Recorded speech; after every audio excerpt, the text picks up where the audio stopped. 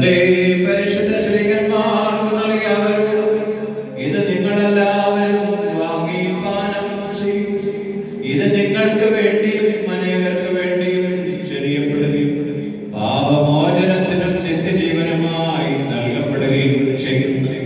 എന്റെ രക്തമാകുന്നു എന്ന് താൻ അരുളി ചെയ്യും. വലുതായി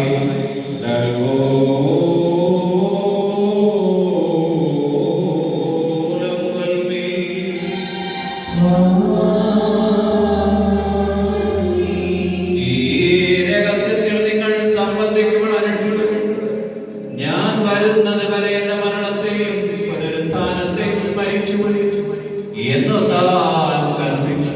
അതാ